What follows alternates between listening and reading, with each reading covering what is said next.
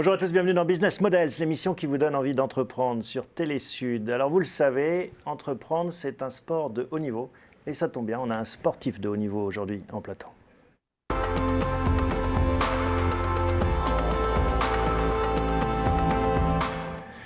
Bonjour Alexandre. Bonjour Thomas. Cofondateur de Sirocco. Alors le pitch de Sirocco, qu'est-ce que fait Sirocco ? On développe de l'innovation qui va aider à la décarbonation du transport maritime. Bon, on va revenir sur cette belle aventure qui sent bon le Sud, puisque Sirocco est basé à Marseille. Mais auparavant, on s'intéresse toujours un peu à l'actualité du secteur qui vous concerne. En l'occurrence, une actualité, c'est Vivatech actuellement qui a ouvert ses portes à la fois en physique, en virtuel, avec un nouveau concept. Vous étiez donc dans les allées du salon aujourd'hui. Qu'est-ce que vous a marqué ? C'est génial parce que déjà c'est le premier salon professionnel. C'est un peu le maître mot aujourd'hui, c'est le retour à la vie. Ouais.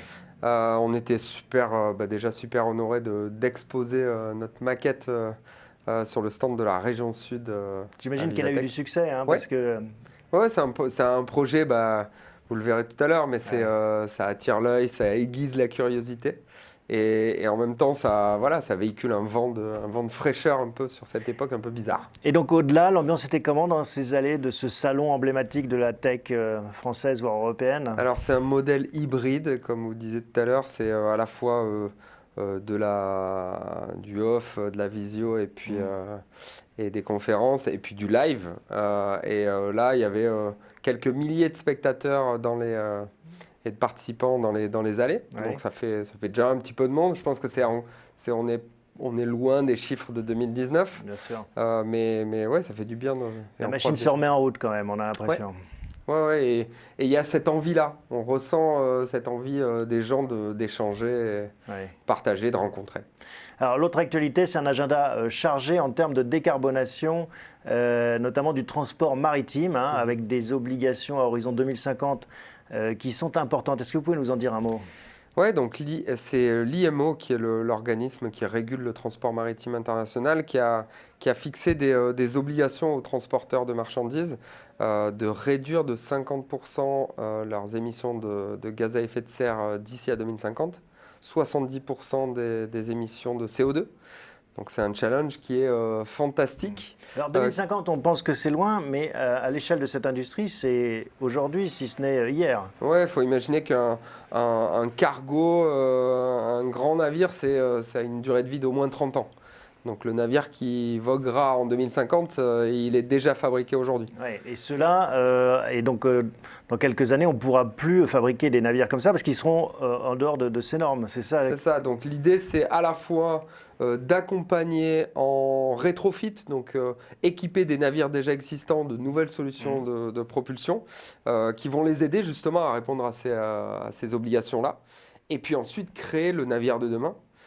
Qui est un challenge formidable et qui devra être carbone neutral dans les années qui arrivent. Et ça veut dire qu'on réinvente la marine à voile, on voit des projets comme ça avec des mâts alors, qui sont un peu plus futuristes que ceux des bateaux à voile de l'époque, mais c'est ça l'avenir de la marine, c'est le retour du vent ? On sait aujourd'hui que la voile ou le transport à la voile, ça fait partie des solutions qui devront être sur la table.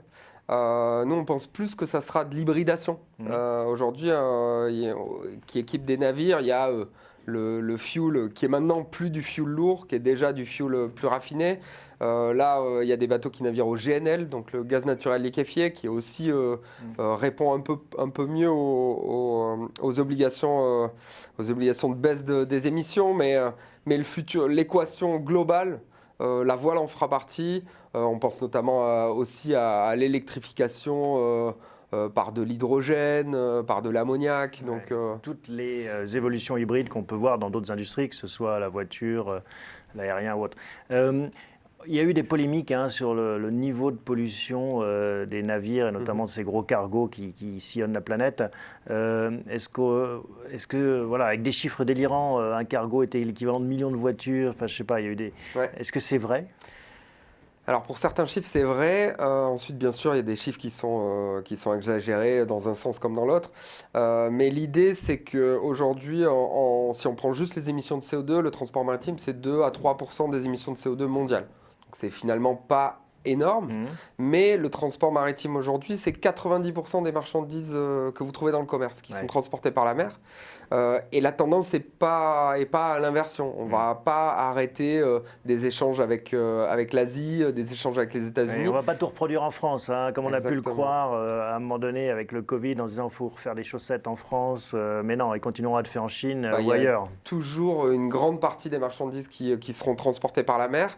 Donc du coup, un volume de marchandises, on table sur 4 fois plus de volume de marchandises transportées à l'horizon 2050. Donc s'il n'y a pas une réduction drastique des émissions de gaz nocifs pour la planète maintenant, on pense, il y a des chiffres, on dit que ça représenterait, s'il n'y a pas de baisse, ça représenterait 20% des émissions de CO2 mondiales en 2050. Donc la courbe, il faut l'inverser. Ouais, on voit l'enjeu de l'impact et sur notamment le climat et ces chiffres. Et donc justement, ça va être l'objet de cette deuxième partie, le marché justement de Sauvons la planète.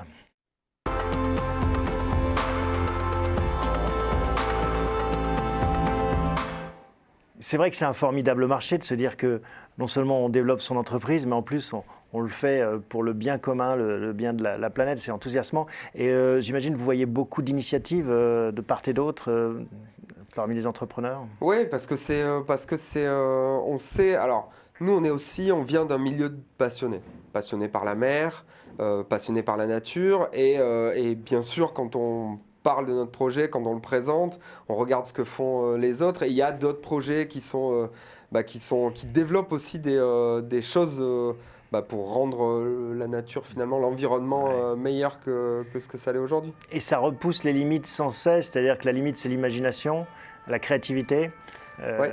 Et d'ailleurs, c'est un peu votre intuition, hein, c'est de se dire que voilà, plus on se met des défis importants, plus on trouve de belles solutions. C'est ça, c'est finalement le challenge qui va vous obliger à... le truc classique, c'est de dire penser out of the box.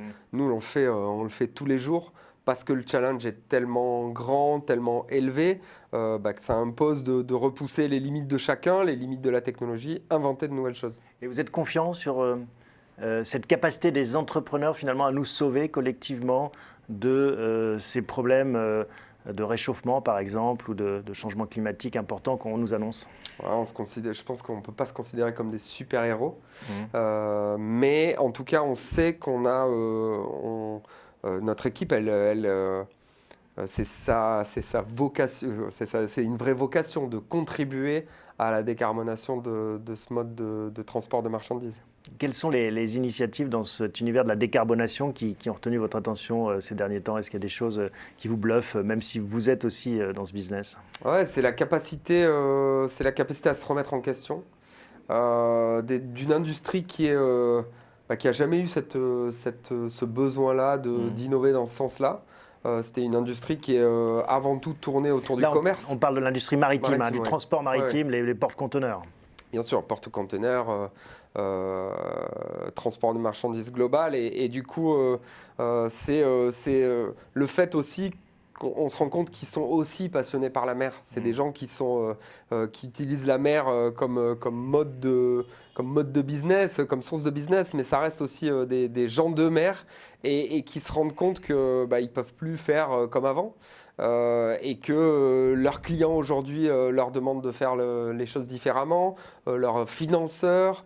Demain ils savent que s'ils n'arrivent pas à relever ce challenge-là, ils disparaîtront. Et donc ce marché, c'est les clients, les donneurs d'ordre finalement, est réceptif à ces évolutions, est prêt à investir et à suivre des entrepreneurs comme vous, à acheter ces solutions? C'est même en sens inverse, c'est-à-dire que c'est eux qui demandent et qui cherchent à trouver des solutions dans lesquelles investir.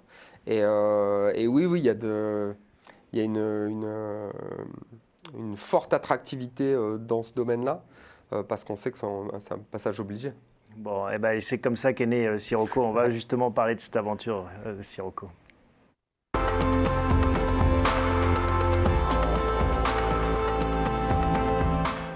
Alors à l'origine d'une aventure entrepreneuriale, il y a un ou plusieurs entrepreneurs et je le disais, on va parler un peu de vous par anticipation avant la dernière rubrique, mais vous êtes un sportif de haut niveau, champion du monde de kite, surf, et détenteur de records de vitesse sur ces bolides.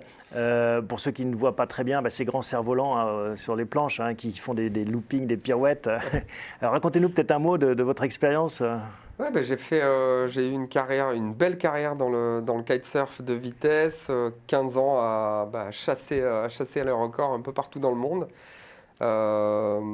C'est avant tout plus finalement qu'une activité professionnelle, c'est toujours resté une passion. Et ça a été le moteur de ma carrière, tout le long de ma carrière, et de repousser les limites aussi. L'envie d'aller plus loin, l'envie d'aller plus vite. Et tout le travail qu'il y a derrière finalement, aussi de recherche et développement qui était très intéressant. Oui, parce que vous le faisiez pour vous-même, améliorer les planches, les voiles, les techniques. Oui, je travaillais, alors j'avais un partenaire qui était un équipementier qui est basé à Montpellier, avec qui on a encore de très bonnes relations, notamment avec Sirocco, et qui m'a accompagné tout au long de ma carrière, avec qui justement j'ai changé. On améliorait petit à petit nos outils pour aller très vite. Et c'est comme ça qu'est née l'idée de Sirocco. Ouais, l'idée de Sirocco, c'était finalement de se dire, des super belles performances tout au long de la carrière. J'ai 6 records du monde de vitesse. C'est génial d'inscrire son nom dans l'histoire d'un sport. Mais finalement, à la fin, qu'est-ce qui reste? On ne change pas le monde avec ça. On ne change pas le monde, on le parcourt et on voit des choses, mais finalement, on a très peu de leviers pour agir. Et du coup, l'idée, c'était vraiment ça. C'était de se dire, on relève des challenges tout au long de sa carrière. Pourquoi ça ne serait pas finalement un driver d'innovation qu'on pourrait mettre à contribution justement de ce milieu-là. Mais alors, et c'est pas péjoratif ce que je dis, mais passer du kitesurf, des plages, du soleil, de la mer, de cet univers de compétition à la création d'une entreprise, il y a une petite bascule à opérer. Comment elle s'est faite? Ouais, elle s'est faite avant tout par des rencontres.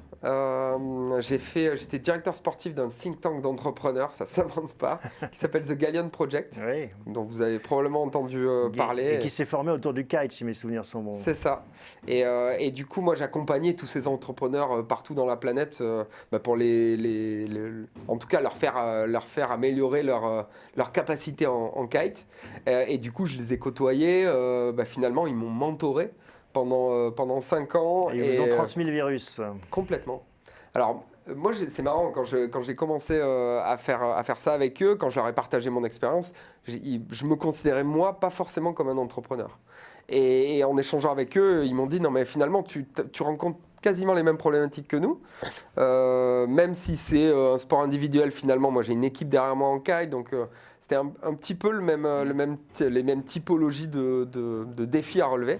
Et finalement, je me suis lié d'amitié avec quelques-uns d'entre eux, et donc quelques-uns font partie de mes associés aujourd'hui sur Sirocco. Donc ça, c'est une aventure qui commence en 2019. C'est ça, le Sirocco, on s'est lancé en avril 2019. Et le premier employé a été embauché en juillet 2019, donc ça fait à peine plus de 2 ans. Et le concept était clair dès le début? Alors l'idée, elle a mis du temps à mûrir avant la création. On a mis 2 bonnes années à brainstormer ensemble, à trouver un vrai business model pour faire grandir Sirocco. Alors c'est intéressant parce que l'émission s'appelle Business Model justement. Expliquez-nous ce business model. Alors l'idée, c'était au départ, moi quand je suis venu présenter le projet à mes futurs associés, ils m'ont dit mais la plateforme de visibilité, le côté marketing événementiel, sportif, tout ça tu sais faire, et nous on ne pourra pas forcément t'apporter grand chose dans ce projet-là. Par contre, si on trouve une idée justement de business model qui puisse faire perdurer l'aventure bien au-delà du record, et qui puisse rendre le modèle sustainable viable, du coup là on peut t'aider, on sait comment financer des structures comme ça, les faire grandir, et du coup l'idée le projet s'est transformé en une vraie plateforme d'innovation et d'innovation qu'on met à contribution de la transition énergétique. C'est le modèle d'un laboratoire finalement de recherche. Et vous vous êtes dit, voilà, on va lancer des défis. C'est la baseline, comme on dit en bon français, qui résume votre ADN, l'esprit pionnier, l'innovation par l'esprit pionnier. Ouais. Alors, l'innovation par l'exploit pionnier. L'exploit pionnier. Ouais. Et on se dit que c'est quand on se fixe des challenges. Je parlais tout à l'heure de challenge, on pourrait dire en anglais moonshot. C'est en se fixant des grands challenges comme ça à relever qu'on va être amené à se dépasser, à dépasser les limites de la technologie, à inventer. Parce qu'on est confronté à des problématiques toujours nouvelles et du coup ça fait appel à la créativité, ça fait appel à l'innovation. Et donc, cette innovation on la met au service de la transition énergétique. Et donc avec des clients, pour parler de business model, qui seront les grands groupes qui pourront utiliser ces innovations. Le premier challenge que vous êtes fixé, c'est d'aller encore plus vite que ce que vous faisiez en compétition de kite sur l'eau, avec un record à combien, 100 et quelques kilomètres Mon heure? record kite, il est à 107 km/h. 107 km/h. Et là, vous êtes fixé un objectif de 150 km/h sur l'eau, c'est ça? C'est ça. Aujourd'hui, le record absolu, il est détenu par un bateau australien qui s'appelle Sail Rocket, qui est à 120 km/h. On pouvait se dire, on va faire un nouveau record, 125 km/h. Finalement, on aurait pu partir du même concept que le bateau actuel, et améliorer les détails un petit peu, et puis par contre, rien réinventer derrière. Non, on s'est dit, on veut fixer vraiment une marche haute à franchir, et donc du coup, nous obliger à inventer. D'où ce Speedcraft, c'est comme ça qu'on l'appelle. C'est son petit nom. Son petit nom. Peut-être qu'on va avoir des images. En fait, c'est un kite. Un kite, comment on pourrait dire, à cabine, une cabine kite. C'est ça, alors on a un engin qui vole au-dessus de l'eau. Avec un foil, voilà. C'est cette espèce de dérive qui s'enfonce dans l'eau et qui permet Exactement. de voler comme une aile. Alors on utilise donc le concept même du Speedcraft, c'est le concept de l'aile d'eau. Comparé à l'utilisation habituelle d'un foil, là on l'utilise en version inversée. C'est-à-dire qu'au lieu de soulever la nacelle de l'eau, il va retenir la nacelle à une certaine hauteur. Et en fait, le concept de l'aile d'eau, exactement, c'est l'alignement des forces entre cette aile qu'on voit, l'aile de kite, le foil qui est sous l'eau.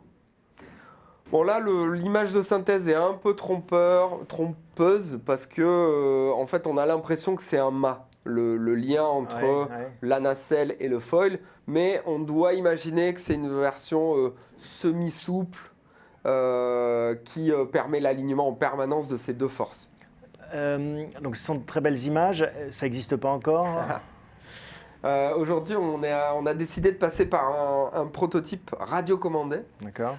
Donc là, aujourd'hui, notre équipe elle a terminé l'assemblage de ce prototype radiocommandé qui fait déjà 2,40 m de long. Et le vrai prototype, c'est vous qui allez vous mettre aux commandes? Il n'y aura pas de système radiocommandé, ce sera moi qui serai aux commandes, avec un ou une copilote. D'accord. Et qui là, l'engin mesurera entre 6 et 7 mètres de long. Et alors, justement, tout ce travail autour de cet engin vous a permis déjà de découvrir des innovations. Ouais.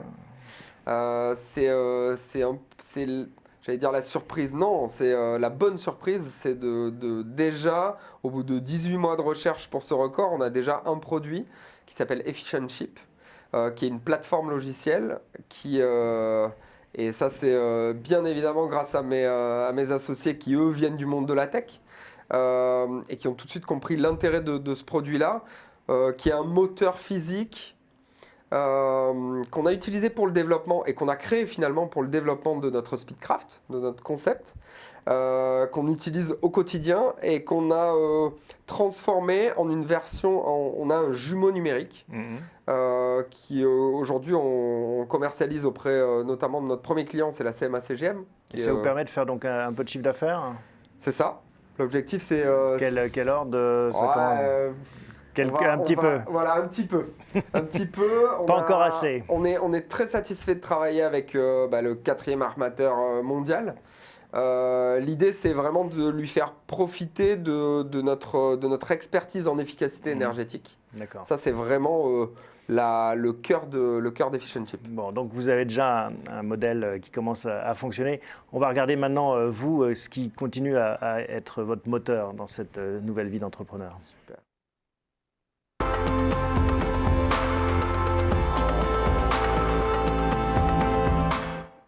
Alors Alexandre, si j'ai bien compris, il y a un modèle qui pourrait s'appliquer assez bien à vous, c'est McLaren.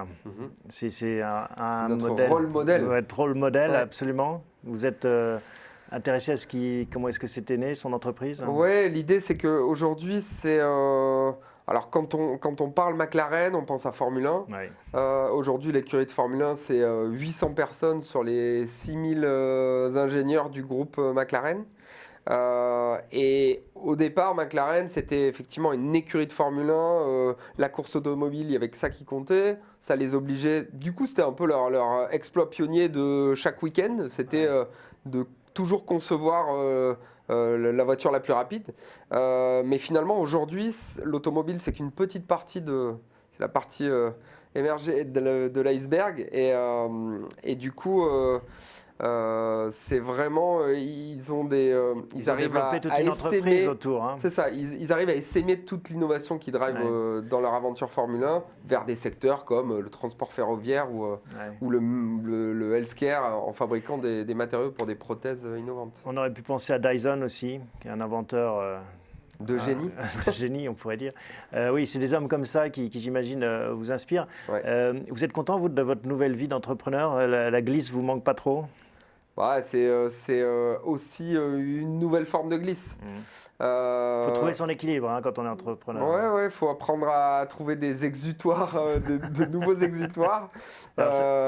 Mais l'action, c'est ce qui finalement, c'est ce qui drive le quotidien. Ouais. Et là, vous dites, je me suis entouré avec d'autres associés. Ça, j'imagine que c'était important aussi de créer une équipe et une dynamique de groupe. Ouais, c'était la base de Sirocco. Moi, je viens du monde du marketing.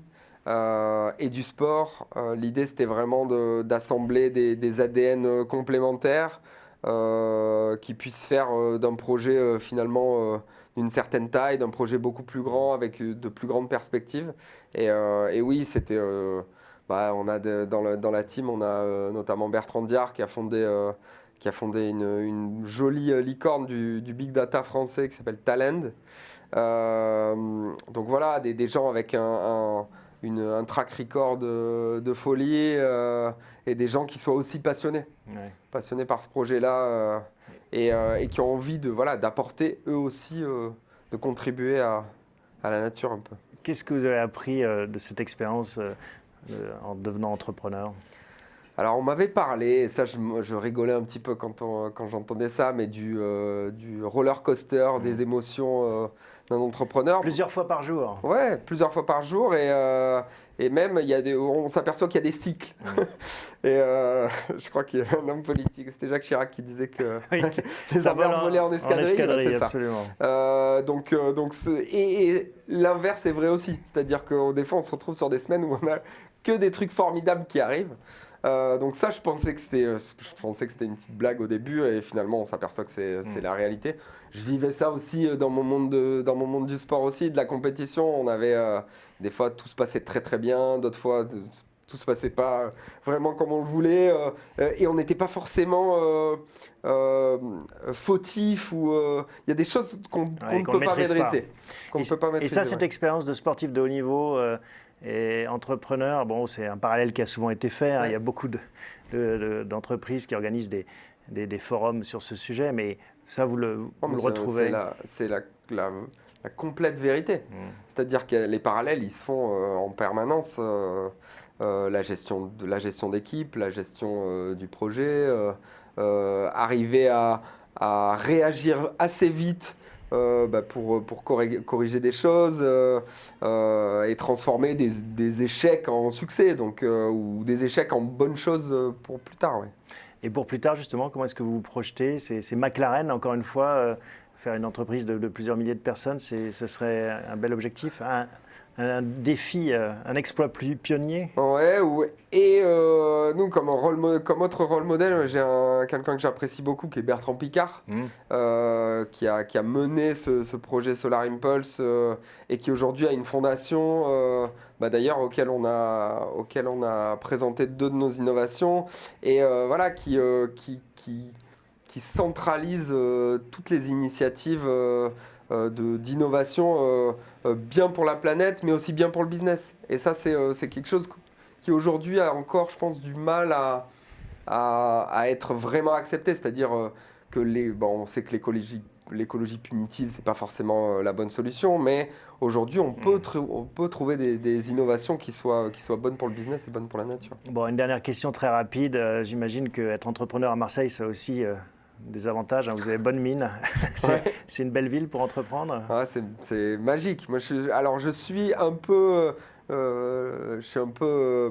l'enfant du pays. Donc moi je suis né à Marseille, j'ai grandi à côté, j'ai fait mes études à Marseille. Il fallait que je convainque mes associés de venir à Marseille, ce qui a plutôt été assez facile.